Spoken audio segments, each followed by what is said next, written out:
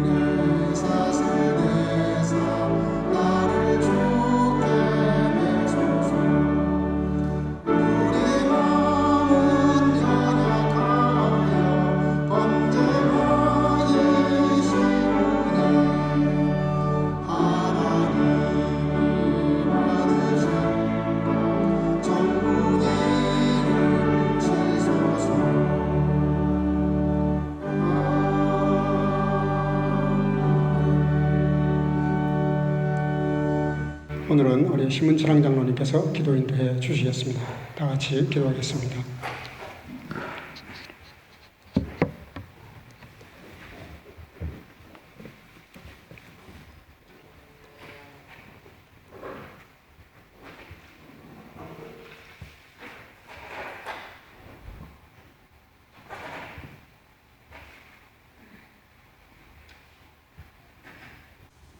창조의 권한 되시는 살아계신 아버지 하나님, 지난주에 이어 오늘도 주님의 성전으로 불러주셔서 함께 예배드리게 하시며 참으로 감사하고 감사합니다.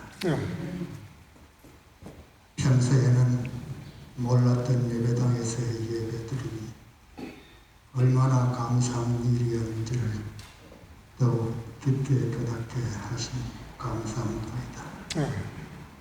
바라옵기는 이 어려운 코로나 사태가 종식될 수 있도록 하나님께서 각별한 은혜 베풀어 주시고 지금도 이 사태를 막아내기 위해 힘쓰고 있는 많은 일의인들을 일하여 주시옵기를 간구하옵나이다. 감사합기는 이번 코로나 사태로 인해 그 어떤 나라들보다 방역에 성공하게 하신 것을 감사드립니다. 이제 저희 나라의 백신과 치료제도 개발할 수 있도록 지혜를 허락하시고 축복하셔서 지구상에서 코로나가 종식을 위해 크게 이바지하는 나라가 되게 하여 주시옵소서. 저희들이 살고 있는 독일 땅에도 같은 은혜를 베풀어 주시옵소서. 양들을 여러모로 돌보기 위하여 수고하시는 아멘 목사님의 수고가 헛되지 않도록 주님께서 함께 하시고 건강을 지켜 주시옵소서. 말씀을 전하실 때에 살아있는 능력의 말씀으로 순도하실 수 있도록 성령으로 강하게 역사하여 주시옵고 온 성도들이 아멘으로 말씀을 받아 이 어려운 때에 주신 말씀과 믿음으로 승리케 하시고 선교 가족들을 지키며 보호하여 주시옵소서. 모든 순서를 주님께 맡겼고 우리 주 예수 그리스도의 이름으로 감사하며 기도하옵나이다. 아멘.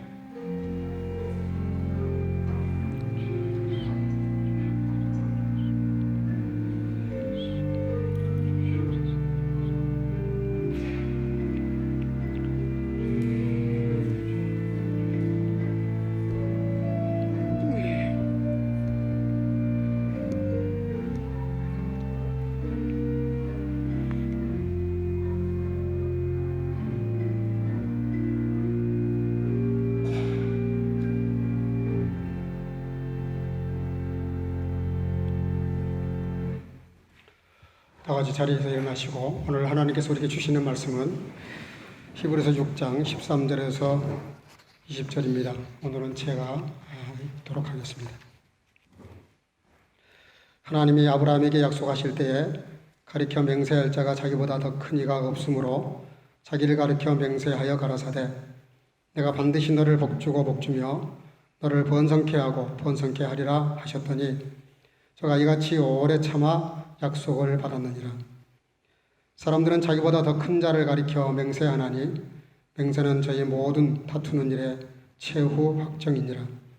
하나님은 약속을 기업으로 받는 자들에게 그 뜻이 변치 아니함을 충분히 나타내시려고 그 일을 맹세로 보증하셨나니 이는 하나님의 거짓말을 하실 수 없는 이 두 가지 변치 못할 사실을 인하여 앞에 있는 소망을 얻으려고 피하여 가는 우리로 큰 안위를 받게 하려 하심이라. 우리가 이 소망이 있는 것은 영혼의 닭 같아서 튼튼하고 견고하여 휘장 안에 들어가나니 그리로 앞서가신 예수께서 멜기세덱의 반차를 쫓아 영원히 대제사장이 되어 우리를 위하여 들어가셨느니라. 아멘. 자리에 앉으시기 바라고요. 오늘은 특별히 최현성 형제님 첼로로 하나님께 영광을 올려드리도록 하겠습니다.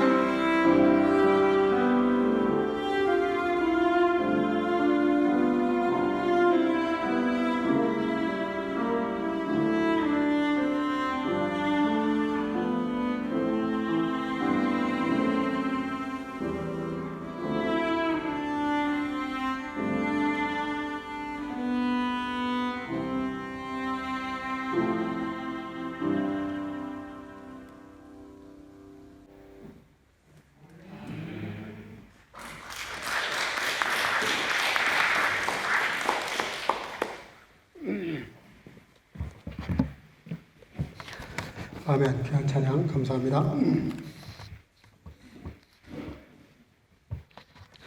1859년이라고 합니다. 제정 러시아.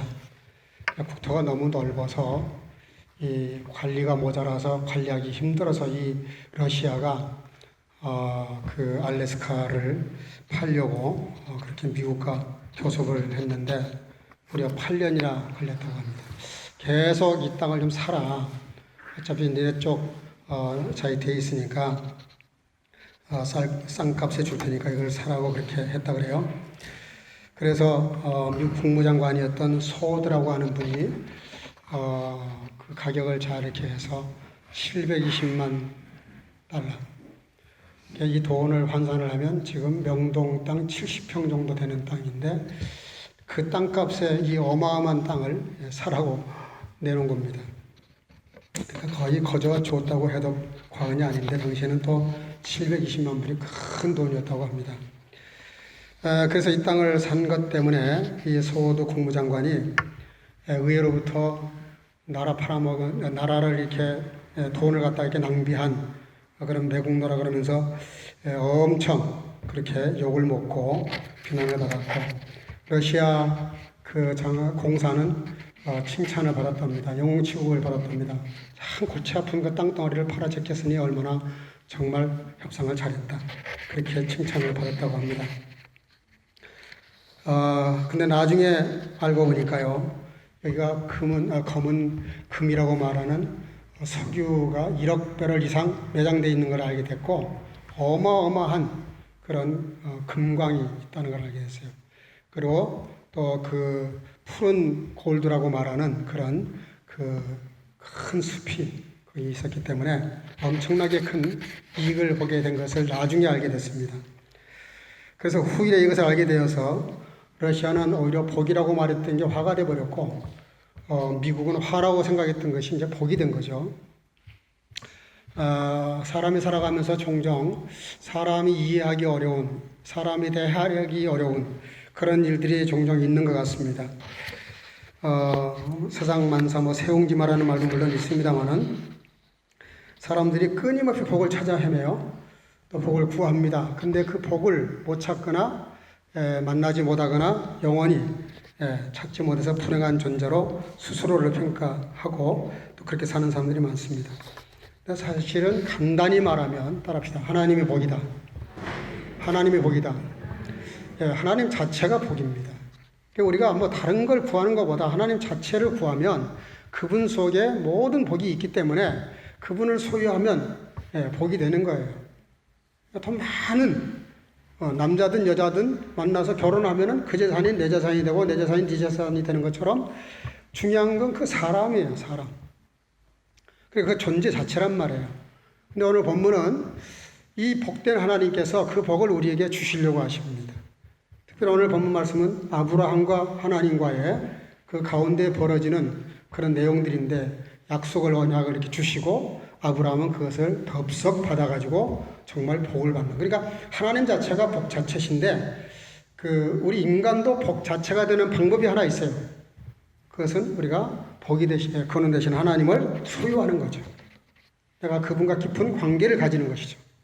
그러면 그 하나님의 복이 고스란히 나에게 임하게 되는 것입니다. 그래서 오늘 하나님께서 우리에게 복 주시기 위해서 세 가지 일을 하셨는데요.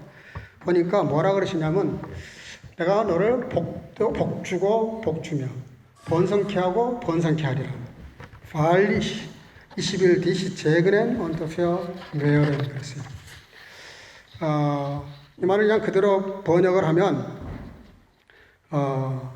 복에 복을 더한다. 번성케 하는 걸 더 번성케 한다. 이런 뜻도 가지고 있지만 중요한 것은 몇 가지 의미가 있는데 그걸 지속적으로 준다는 거예요. 지속성이 있는 거예요. 계속 복을 주고 복을 주고 복을 주고 계속 주신다는 거예요. 그걸 또 키워주고 키워주고 키워줘서 이렇게 복준 상태를 더 키워주는 페어메어레 더 이렇게 증가시키는 거예요. 증폭시키는 거예요. 지속성과 증폭성이 있어요. 자꾸 커지게 하시고 그것이 지속되도록 하는.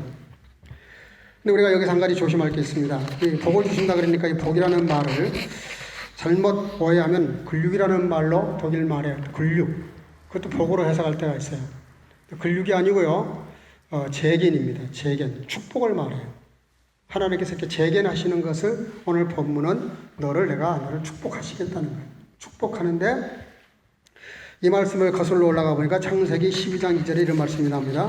내가 너로 큰 민족을 이루고 너에게 복을 주어 너 이름을 창대케 하리니 따라합시다. 너는 복이 될지라. 그게 독일어야 뭐라고 되냐면은 재겐자인이에요. 재겐자인. 복을 준다가 아니라 네 자체가 복이라는 거예요. 네 자체가 복이 되라. 복된 자가 되라. 그러니까 우리 존재를 바꿔버리신다는 거예요. 내가 내 인생을 경영하고 살아오면서 내 존재로 이렇게 살아가는 거. 사람마다 자기 존재를 알리려고 무던히 애를 씁니다. 이름 석자를 알려보려고 많은 활동들을 해요. 그것이 목적은 아니겠지만 또 그것처럼 보이는 때가 많아요. 많은 사람들이 자기 이름을 이렇게 알리려고 하는데 이것처럼 힘든 작업이 없어요.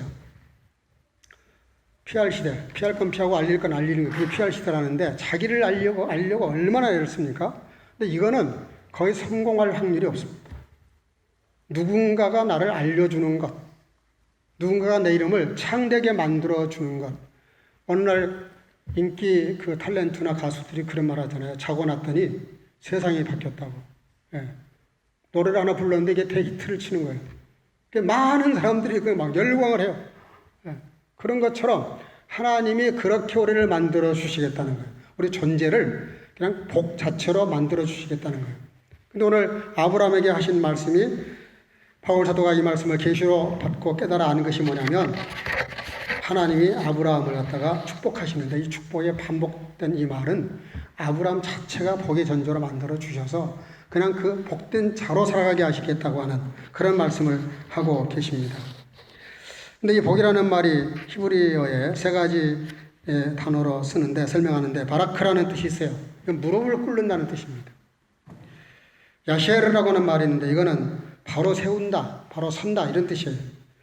야타브라는 말이 있는데 선하다, 기쁘다, 즐겁다 그런 뜻이에요. 이걸 이렇게 풀어서 연결을 하면 이런 말이 됩니다.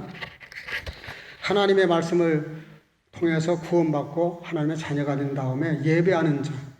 무릎을 꿇는다는 말은 예배 때 쓰는 용어입니다. 예배 드리는 자로 만드시는 거예요. 저와 여러분들을 아브라함에게 이 재견자인을 하시고 재견자인으로서 이 복된 자로 만드셨는데 그 깊은 속 내용이 뭐냐면은 우리가 예배자가 되게 하신다는 거예요. 예배자. 그것이 복의 개념입니다. 그리고 오직 하나님 말씀을 따라 산다는 거죠. 그러니까 우리의 삶을 점점 하나님의 자녀로서 이렇게 다듬어가면서 우리의 삶을 거룩하게 만들어가는, 성화시켜가는 과정을 말하고요.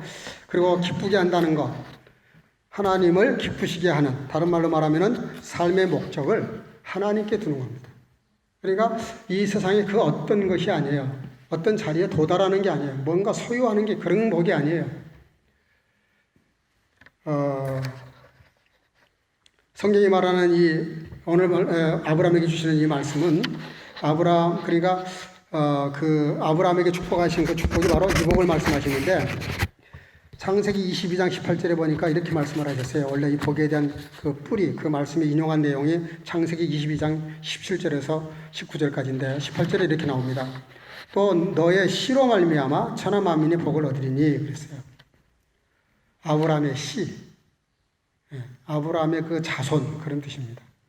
근데 그 아브라함의 자손, 아브라함스 자멘 그렇게 돼 있어요. 아브라함의 씨, 아브라함의 자손이 그러니까 천하 만민이 그를 통해서 복을 받는다. 이제 이 말씀을 어디서 우리가 근거를 찾냐면은 마태복음 1장 1절에 보면 그런 말씀이 나와요. 아브라함과 다윗의 자손 예수 그리스도의 세계라 그렇게 돼 있어요. 이 벨트는 아브라함과 그리고 다윗의 계통을 이어서 예수님께 온 그 세상이라는 거예요. 그게 영적 세계를 말합니다. 그러니까 다른 말로 고쳐 말하면은 아브라함이 이미 이 받은 축복은 어디까지 이 지속성이 되냐면은 예수님이 이 땅에 오셔서 십자가에서 구원을 이루신, 그래서 우리가 예수를 믿고 우리가 예배자로 서는, 그리고 우리가 다시 주님 나라가 이루어질 때 천국에 들어갈 그 세계까지, 거기까지 지속되는 축복을 말하는 거예요. 그러니까 아브라함이 예수님 오실 그날 한날을 바라보고 기뻐하고 즐거워했다라고 말을 하니까 유대인들이 도대체 그 어려운 말을 이해를 못해요. 예수님 나이 이제 겨우 33세인데 그 옛날 수천 년 전에 아브라함이 예수님을 오실 메시아를 생각하고 기쁘고 감사했다, 경배했다, 그 말을 어떻게 이해하겠어요?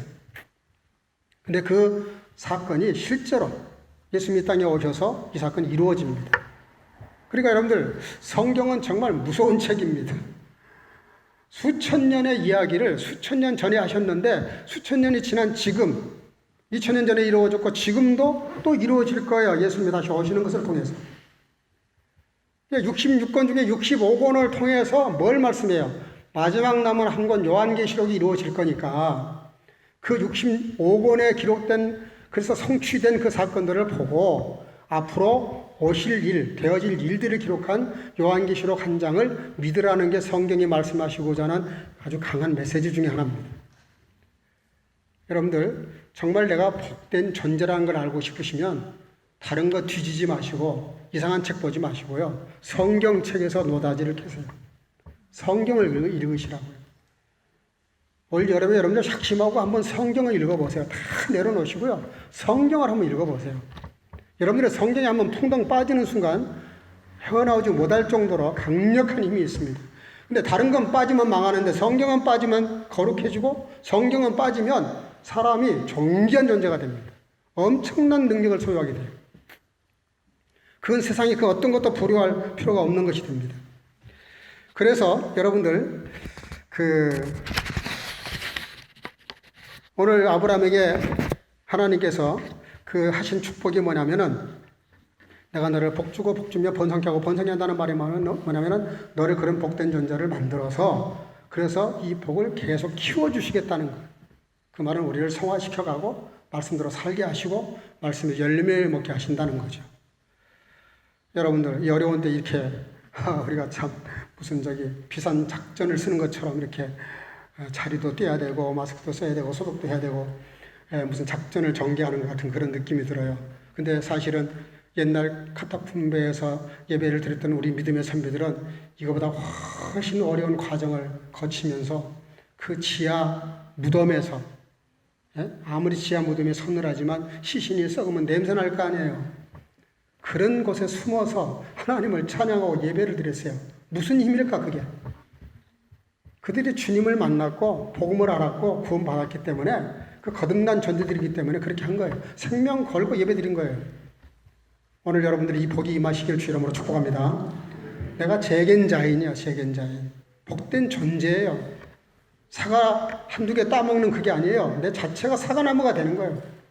그래서 내 자체가 복된 존재로 살아가면 성경은 뭐라고 말하는지 아세요? 세상은 많은 사람들을 통해서 내가 복받기를 원해요. 이 많은 사람들을 어떻게 해야 내가 사업 구상을 잘 짜고 마케팅을 하고 콘텐츠를 잘 만들어서 어떻게 하면 저 사람들 가지고 있는 주머니 돈을 내 돈으로 만드나, 그게 사업하는 사람들의 구상이잖아요. 대우그룹 그 김우중 사장이 그랬다면서요. 유럽에 와가지고 사람들로 안 보이고 돈다발로 보인다고. 근데 그 사람 어떻게 됐어요 나중에? 별로 끝이 좋지 않았어요. 여러분들이 정말로 하나님의 그 은혜와 축복을 받아 누리시기를 원하시면은 여러분들이 뭐라고 말씀하시냐면은 따라합시다. 나를 통해 많은 사람들, 나를 통해 내 가족이, 내 친구가, 내 교회가, 내 학교가, 내 직장이, 나를 만나는 그 많은 사람들이 복되게 만드는 것, 그게 복의 뿌리입니다. 그게 재겐자인이에요. 그 복을 계속 베푸는 거예요. 그렇잖아요. 남들을 복되게 만들어준다는 게 쉽습니까? 그럼 내가 먼저 복을 받아야죠. 근데 성경이 말하는 건 내가 부스러기 복을 주워 담는 게 아니에요. 내 자체가 그냥 복이 되게 하신다는 거예요. 그게 오늘 하나님께서 아브라함에게 약속하신 복의 그 설명이십니다. 저는 우리 사랑하는 성교가족 여러분들 자체가 복의 뿌리가 되시고요. 여러분들 자체가 복이 되셔서 여러분들이 있는 그 자리를 복되게 만드시고 만나는 사람들을 복되게 만들어 버리시고 학교에 가서도 여러 학생들 내가 더 열심히 공부하고 더 열심히 베풀고 이래서 많은 사람들, 교수까지도 복받게 만들어 버리는 그런 복의 뿌리로 사시길 주 이름으로 축복합니다. 그게 진짜 성경이 말하는 복이에요. 오늘 그 복을 말씀하시는 거예요. 우리는 누구 때문에 복 받는 게 아니에요. 내 자체가 예수로 말미암아 복을 받은 것이죠. 근데 두 번째는 하나님께서 뭐라고 말씀하시냐면 13절에 하나님이 아브라함에게 약속하실 때 가리켜 맹세할 자가 자기보다 더 큰 이가 없으므로 자기를 가리켜 맹세하여 그랬어요. 여러분들 성경에는 맹세하지 말라고 자문에 분명히 말했어요. 맹세하지 말라고. 성경이 하지 말라는 거 두 가지가 있어요. 맹세하지 말고요. 보증 서지 말라는 거예요. 여러분 이 보증이라는 건 뭔지 아시죠? 도장 한번 잘못 찍으면요. 예, 완전히 망하는 사람들 많이 봤어요. 제가 남 보증 섰다가.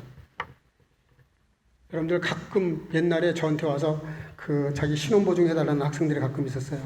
저는 못 모르고 그냥 다 사인해줬다고. 근데 사실은 그거 따져보면요. 예, 내가 망할 각오 안 하면 절대로 사인하면 안 됩니다. 왜냐하면 그 사람이 뭔가 문제가 터져가지고 망하면 망한 것만큼 내가 다 변상해야 돼요.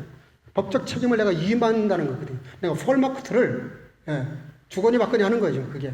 그러니까 보증이라는 게 얼마나 무서운지 몰라요. 성경에는 보증하지 말라 그러고 맹세하지 말래요. 왜? 맹세해봤자 못 지키니까. 위로도 말고 아래로도 말라. 그러면서 맹세하지 말라 그러는데 오늘 하나님께서 두 가지를 다 하세요. 뭐라 그러시냐면은 하나님은 절대자고 지존자이기 때문에 더 이상 높은 사람을 걸어서 보증을 해야 되잖아요. 그렇잖아요? 재정 보증할 때도 나보다 더 잘 사는 사람을 보증으로 세운다고요. 내가 만약에 이 재산을 말아먹으면 이 사람은 내 대신 재산 경제 보상을 한다. 그런 뜻에서 보증을 하는 거거든요. 근데 하나님이 뭘 하시냐면은 누구한테 보증할 사람, 걸 사람이 없으니까 자신의 이름을 걸어서 자신이 자신에게 맹세를 하시고 보증을 하신다는 거예요. 굉장히 모순된 얘기를 하셨어요. 자기가 어떻게 보증이 되고 그 맹세가 가능합니까? 물론 뭐 그러죠. 내 양심을 걸고 맹세한다고 이러는데 하나님은 맹세가 필요 없고 보증이 필요 없으신 분이세요. 그분 자체가 보증이고 그분 자체가 최고의 권위자이기 때문에. 그런데 하나님이 우리 보고는 하지 말라고 하시면서까지 대단히 모순된 말씀을 하세요. 내가 맹세하고 너희를 보증한다. 13절에는 맹세한다 그랬고요. 17절에는 보증한다 그랬어요. 보증한다. 이게 무슨 뜻입니까? 아주 기필코 반드시 결단코 어떤 일이 있어도 이런 거예요. 보통 이런 단어는 무슨 목적 달성을 위해서 달려가는 사람들 아니면 무슨 뭐 드라마 같은 거 영화 같은 거 보면은 복수할 때 내가 너를 반드시 원수 갚을 거야 뭐 이럴 때 쓰는 용어죠. 예, 결단코라는 말을 써요. 반드시라는 말을. 성경에는 발리시라 해서 진심으로 진실로. 하나님이 무슨 또 다른 진실이 필요합니까? 근데 하나님이 내가 진실로 다시 말하는데 내가 너를 반드시 그렇게 복된 전도로 만들고야 말겠다. 그래서 하나님이 보증을 서셨고 우리를 놓고 맹세를 하나님이 스스로를 놓고 맹세하셨기 때문에 그래서 예수님이 하나님이 보신 손해가 뭐예요? 하나밖에 없는 아들을 죽이셨다고요. 그것 때문에. 이 맹세 때문에 이 언약 때문에 하나님이 치르신 대가가 뭐예요? 결국은 그렇게 복을 주었는데도 불구하고 우리가 그 복을 감당을 못해서 다 물 말아 먹어버린 바람에 그래서 어떻게 하신 거예요? 예수 그리스도가 십자가에서 죽으셨어야 됐어요. 그게 저와 여러분들이 잘못한 죄의 대가입니다. 여러분들 우리가 잘못한 것 때문에 예수님이 십자가에 돌아가셨다는 사실을 믿으시길 바랍니다. 두 가지 뜻이 있어요. 큰 내가 빚을 졌다는 뜻이고요. 감당할 수 없는 은혜를 입었다는 뜻이에요. 그게 십자가입니다. 십자가 사건이 그거예요. 하나님이 맹세하시고 보증하신 바람에 내가 그걸 감당을 해야 되는데 복을 감당을 못해. 그 좋은 에덴 동산을 주셨는데 감당을 못해. 그 엄청난 복을 주셨는데 감당을 못하는 거예요. 그걸 다 망가뜨렸어요. 다 물 말아 먹었어요. 그것 때문에 예수님이 그 대가로 보증하시고 그리고 맹세하신 것 때문에 예수님을 이렇게 십자가에 못 박아야 되는 그런 엄청난 사건이 벌어진 거죠. 그러면서 한 마디 더 하셨어요. 따라합시다. 그 뜻이 변치 아니하다. 17절에 그렇게 말씀하세요. 그렇게 하신 것을 설사 자기 하나밖에 없는 아들 예수를 죽이는 한이 있어도 하나님은 변치 않으신다는 거예요. 후회하지 않으신다는 거예요. 우리가 보통 누구한테 친절을 베풀었어요. 하는 걸 보니까 참 형편이 없어. 막 배신 행위를 해. 그러면 후회를 하죠, 보통. 내가 사람 잘못 봤네. 이러고 후회를 하죠. 참 이상해요. 제가 요즘 이제 여러분들 한번 되게 여름에 초대할 해서 지금 가르텐에 그 깻잎도 심고 고추도 심고 뭐 여러 가지 심었어요. 근데요, 한번 심었다가 실패를 했어요. 예? 실컷 심어놨더니 모종을 해가지고 집사람이 이걸 심어놨는데 갑자기 0도로 떨어지는 바람에 가서 보니까 다 얼어 죽었더라고요. 근데 놀라운 사실은 얼어 죽지 않는 것들이 많아요. 잡초는 얼어 죽은 녀석이 하나도 없어요. 거기다 내가 거름을 줬습니까? 물을 줬습니까? 뭘 정성을 쏟은 게 아무것도 없어요. 일도 없어요. 근데 잡초는 깎아도 나고요, 꺾어도 나고요, 파내도 또 나요. 근데 이게 곡식이 되고 유익한 거는 가꾸고 물 주고 또 가꾸고 거름을 주고 별걸 다 해도 죽어요. 잠깐 뭐 온도가 좀 떨어졌다고 죽어요. 참 신기한 걸 제가 그때 배웠어요. 잡초는 내버려둬도 이렇게 잘 크는데 알고 될 것은 가꾸고 돌보고 챙기고 별짓을 다 해도 안 돼. 안 되는 건 또 안 돼. 야, 참 그 희한하다. 여러분들, 사람들은 보통 하다가 힘들면 변합니다. 마음을 바꿔요. 선택을 바꿔요. 태도를 바꿔요. 마음을 바꿔버립니다. 그게 사람이에요. 근데 하나님은 우리가 무슨 짓을 해도 한 번 선택한 자, 구원시킨 자, 복주기로 마음을 가지신 자는 절대로 우리가 무슨 짓을 해도 변치 않으신다라고 또 한 번 도장을 찍죠. 여러분, 이 좋은 하나님을 정말 그 사랑에 응답할 수 있기를 주 이름으로 축복합니다. 얼마나 엄청난 사랑인지 몰라요. 변함이 없으세요. 그 사랑이 변함이 없어요. 그래서 오늘 아브라함이 그 복을 받고 한 것이 몇 가지 있어요. 그렇죠. 저와 여러분들에게도 그 복을 받으면 그 복을 받기 위해서가 아니에요. 이미 받았기 때문에 이 복을 간직하는 방법이 몇 가지 있어요. 그렇지 않으면 아무리 좋은 복을 주셔도, 막말로 그냥 에덴 동산을 통째로 다 주셔도 감당이 안 되기 때문에 우리가 받은 복을 간직하고 지키고 이거를 펼쳐나가고 증폭시켜 나가는 방법이 몇 가지 있는데, 첫째는 여기 보니까요, 아브라함은 가는 곳마다 예배를 드렸어요. 제단을 땄어요.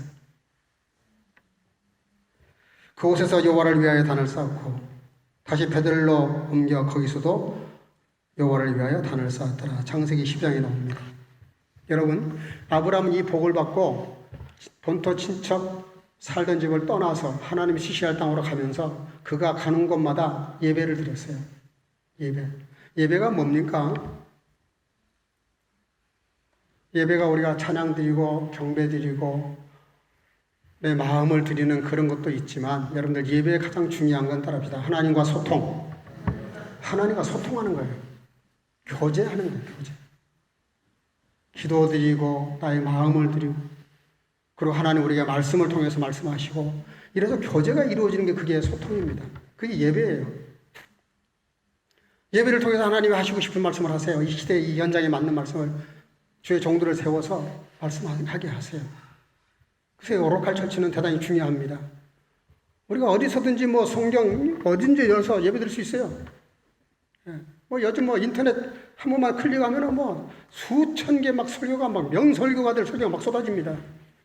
그 설교 듣는 게 훨씬 재밌고, 뭐 깊고 진리가 있네 이러면서 정말 감동될 만한 설교, 제가 봐도 감동스럽고, 제가 봐도 야 같은 목사지만 정말 부럽다 할 정도로 설교 잘하는 분들 많아요. 근데 그게 중요한 게 아니에요.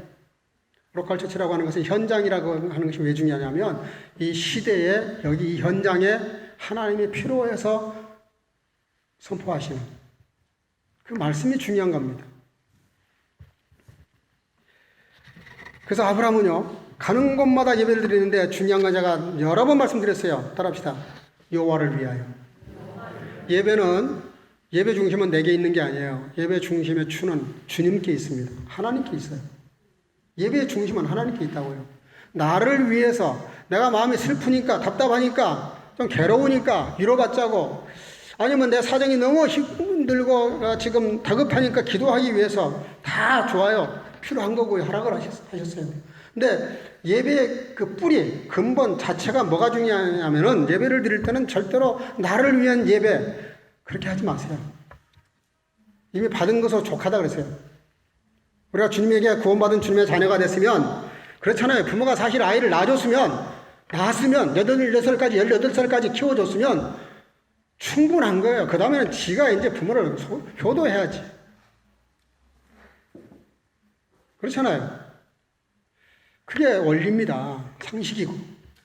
우리가 하나님께 은혜를 받은 것이 얼마나 많고 내가 여기 지금 이렇게 존재한다는 것 자체가 주님의 은혜인데 뭘 더 구하겠어요. 그러나 구하라고 하세요. 우리가 주님의 자녀니까. 우리 약함도 아시고 부족도 아시고 필요도 아세요. 그러니까 구하라고 하세요. 근데 더 중요한 건 그러기 전에 내가 주님을 위해서 좀 찬양하고 말씀 듣고 기도하는 성전에 나오는 주님, 오늘은 내가 주님 위해서 성전에 가겠습니다. 나를 위해서가 아니라 주님을 위해서, 주님의 영광을 위해서 성전에 가서 내가 예배자로 앉아 있기를 원합니다. 여러분 성전에 오실 때 예배자로 오시기를 주 이름으로 축복합니다. 예배자가 뭡니까? 그 은혜를 깨닫고 주님께 중심의 무게를 두고 주님께 예배하는 거예요. 그리고 두 번째는요, 순종하는 겁니다. 창세기 22장 2절 여호와께서 이르시되 내 아들 내 사랑하는 독자 이삭을 데리고 모리아 땅으로 가서 내가 너에게 일러준 한 산 거기서 그를 번제로 드려라. 굉장히 순종하기 어렵고 거북하고 난감한 말씀을 하십니다. 서로 진짜 민망한 얘기예요. 주실 때는 언제고 드리라고 할 때는 또 뭔가. 이건 내가 많은 설명하지 않겠어. 너무나 유명한 사건이니까. 근데요, 아브라함이 얼마나 쿨하냐면 저녁에 그 말씀을 듣고 새벽에 일찍 일어나서요. 그 말은 저녁에 잠을 잤다는 뜻이거든요. 잠을 잤어요. 그 말 듣고 어떻게 잠이 옵니까? 저 같으면 잠이 안 올 것 같아요. 밤새도록 출하기도 하지. 근데 잠을 잤어요. 이게 뭘까요? 아브라함은 하나님을 이해하고 있는 거예요. 왜 이런 말씀 하시는지. 많은 설명이 필요 없어요. 이미 이해하고 있어요. 자기가 너무 자기 늦둥이 아들에게 빠져 있다는 걸 안 거죠. 이게 벌써 자기에게 우상이 되고 있다는 것을 아브라함도 염려하고 있던 참대 하나님이 그런 말씀이 딱 떨어지니까 이미 한 말씀에 그냥 간파한 거예요. 내가 너무 여기 빠지니까 여기 손 떼라는 소리구나. 그래서요, 쿨하게 순종합니다. 그리고 조금도 가식이 없어요. 어디까지 내가 성의를 보이면 하나님이 뭐 수습시키겠지 이게 아니에요. 서슴지 않고요. 가차 없이 조금도 주저함이 없고요. 아주 쿨하게 와서 칼을 들어 배를 내려칩니다. 그때 그렇게 하니까 하나님이 먼저 겁이 나셨어요. 너무 순종을 하니까.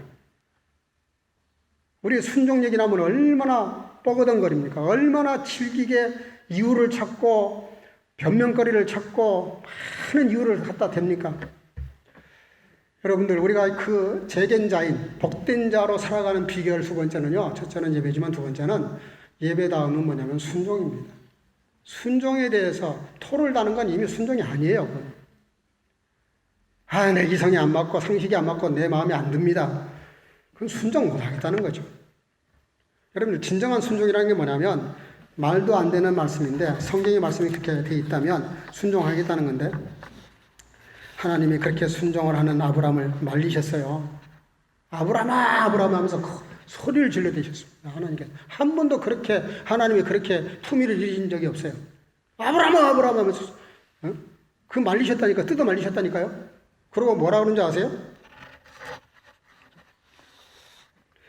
17절에 창세기 22장 15절 여호와의 사자가 하늘에서부터 그를 불러 가라사대 아브라함아 아브라함 하시니라. 17절 가라사대 여호와께서 이르시기를 내가 나를 가리켜 맹세하노니 내가 이같이 행하여 내 아들 내 독자를 아끼지 아니하였은즉 내가 너에게 큰 복을 주고 내 씨가 그 대적의 문을 얻으리라. 또 내 씨로 말미암아 천하 만민이 복을 얻으리니 이는 내가 나의 말을 따릅시다. 준행하였습니다. 순종했다는 말이죠. 그러면서 거기 뭐라 그러냐면은 창세기 22장 12절에 이렇게 말해요. 내가 내 아들 내 독자라도 내게 아끼지 아니하였으니 내가 이제야 내가 이제야 내가 하나님을 경외하는 줄을 아노라. 참 재미있는 말씀을 하십니다. 아브라함이 어떤 행동도 하나님은 아브라함의 마음을 확인할 수가 없었어요. 근데 아들 그 애지중지 생각해봐요. 그 약속을 받고 가나안 땅에 가는데 20년. 아니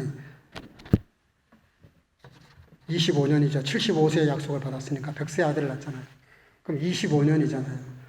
그러면 이삭이 20살 정도 됐다 그러고 45년 만에 받은 그 아들을 45년 만에 지금 이 아이를 바치라는 거예요. 그게 말이 됩니까? 근데 그때까지도 하나님은 아브라함의 마음이 긴가민가 하셨어요. 근데 이삭을 이렇게 내려치는 모습을 보시고 뭐라 그러시냐면 따라합시다. 이제야. 이 말을 하니까 생각나죠? 솔로몬이 1000번 제사를 드리니까 하나님이 그제서야 나타나셨어요. 내가 너한테 뭘 해줄까? 우리는 예배 한번 드리고 내가 드린 기도 응답이 안 되면 시험 들라 그래요. 근데 한 10번쯤 예배 드렸는데 10번쯤 기도했는데 안 들어지면 하나님하고 나온 관계가 없나 보다 이 의심을 해요. 여러분들 1000번 제사가 작습니까? 근데 1000번 제사를 드리니까 그때서야 하나님이 그 솔로몬에게 나타나셔서 그때서야 기도 제목을 물어보세요. 그때서야. 여러분 이게 무슨 얘기입니까? 약속을 보존하고 내가 재겐 자인 축복된 자로 복된 자로 살아가는 세 번째 비결이 뭐냐면은 주님이 인정하실 만큼 하나님이 나를 테스트하실 때 통과할 만큼 그렇게는 못하더라도 비슷하게라도 해야 그래야 우리가 그 복을 보존할 수 있지 않겠습니까? 인내가 필요한 겁니다. 인내가. 끈기를 가지셔야 돼요. 하나님의 축복은 이상해요. 현금으로 주시는 법이 없어요. 꼭 약속음을 떼세요. 그리고 기간을 주시고 우리가 그 기간 동안에 뭘 어떻게 하는지를 보세요. 복이 두 가지가 있는데요. 한 가지는 그냥 믿으면 주시는 복이 있어요. 그건 구원이에요. 근데 우리가 어떻게 하느냐 하는 행동을 보고 주시는 복이 있어요. 그게 우리의 삶의 신앙인데 우리가 어떻게 말씀대로 사는가를 보고 복을 주시는 게 있어요.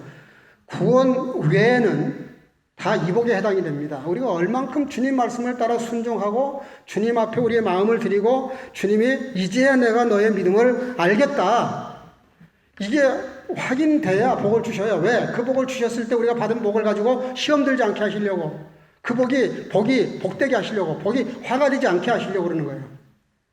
우리가 복을 받았음에도 불구하고 그 복이 안 되는 이유가 있죠.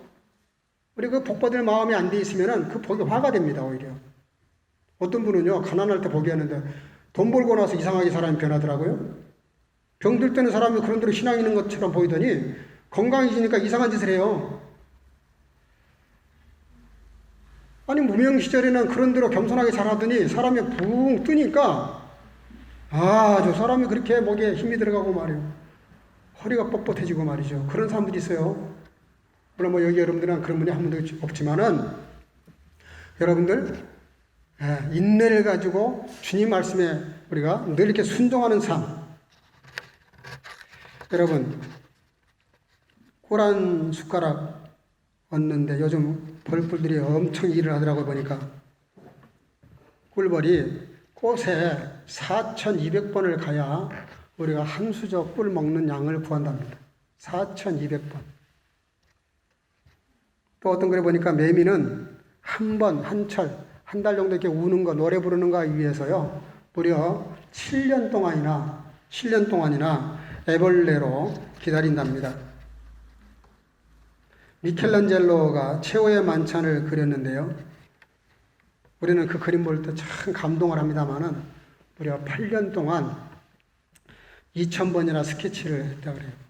고치고 또 스케치하고 고치고 또 스케치하고 2000번 이상을 8년 동안이나 해서 그린 그림이 그것이 미켈란젤로의 최후의 만찬입니다. 여러분들 인내라는 게 그만큼 중요하고요. 아브라함이 뭐라고 하냐면은 아브라함이 그렇게 참고 기다려서 따라합시다. 복을 받았느니라. 아브라함은 기회에 그 복을 받았어요. 우리 선교가정 여러분들 이 복 받으시길 주 여러분 축복합니다. 우리가 인내해서 복을 받아야 돼요. 마지막으로 흔들리지 말아야 됩니다. 오늘 19절의 본문에 우리가 이 소망을 가지고 있는 것은 영혼의 닭 같아서 튼튼하고 견고하여 휘장 안에 들어가나니 그랬습니다. 여기 보니까 영혼의 닭 같아서 그랬어요. 그 닷이 뭐냐면 소망이라는 거예요. 닷을 잘 아시죠?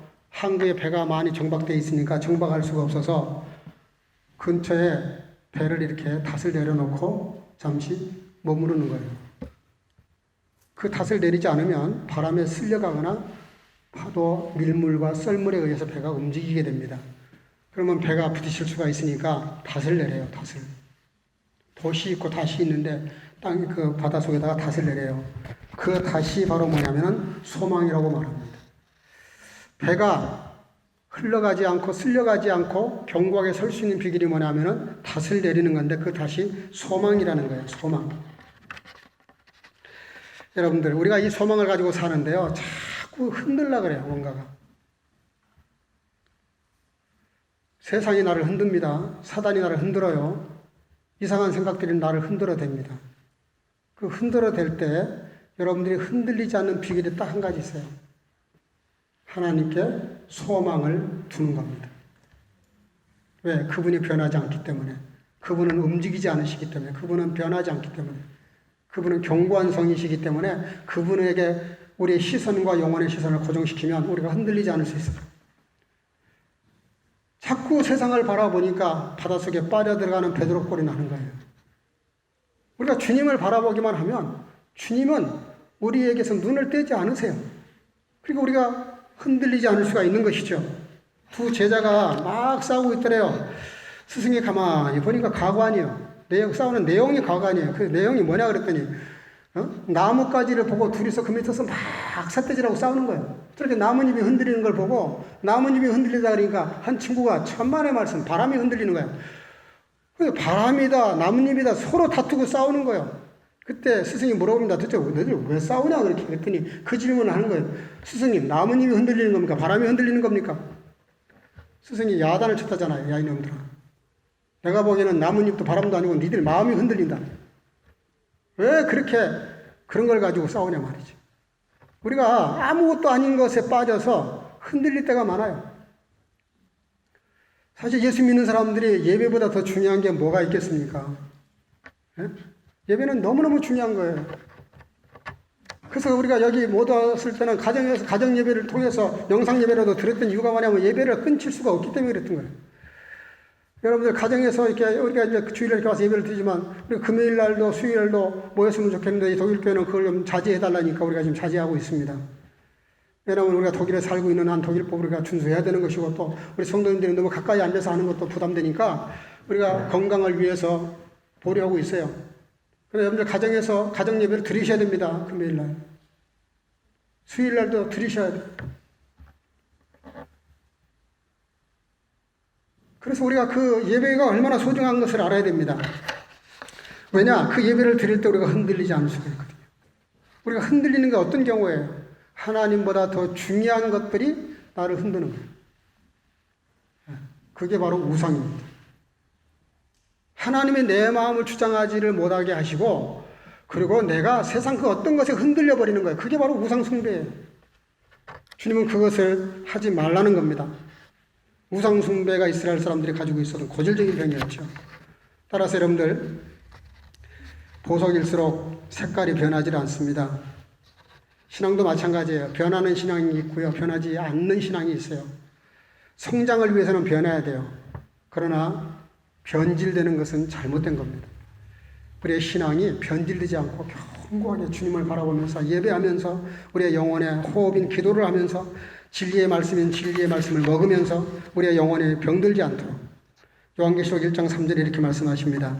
이 예언의 말씀을 읽는 자와 듣는 자들과 그 가운데 기록한 것을 따릅시다. 지키는 자들이 복이 있느니라. 우리가 천만번 말씀을 들었다 하더라도 이 말씀을 읽었다 하더라도 지키지 않으면 복이 안 된다는 말씀. 이 말씀을 따라 살면 내가 재겐 자예요. 내가 복된 자로 많은 사람들을 복되게 하는 천한 만민이 복을 받게 하는 정말 멋진 인생을 살 수 있다는 것이죠. 저와 여러분들이 오늘 아침에 이 복이 나의 복이 되도록 여러분들의 것으로 받아들일 수 있기를 주님의 이름으로 축복합니다. 축복합니다. 네, 다 같이 기도하겠습니다. 아버지 하나님, 주님께서 우리를 얼마나 사랑하시는지 자기 이름을 걸어서 맹세를 하시고 또 보증을 하시고, 그래서 내가 너를 반드시 복주고 복주며 번성케 하고 번성케 하리라 말씀하신 대로, 그래서 아브라함의 씨를 통해서 예수 그리스도 이 땅에 보내주시고 예수를 믿음으로 우리가 예배자가 되게 하시고 우리의 삶이 날마다 성화하게 하시고 우리가 더욱더 기쁨으로 진리로 주님의 영광을 위해 살아갈 수 있는 복을 허락해 주셔서 아브라함이 받았던 그 축복이 재겐자인으로서 우리를 재겐자인으로 삼아주신 것을 감사합니다. 이 은혜와 사랑에 감사하면서 복된 자로 살아갈 수 있도록 축복해 주시옵소서. 예수님의 이름으로 기도하옵나이다. 아멘. 찬송가 455장을 듣겠습니다.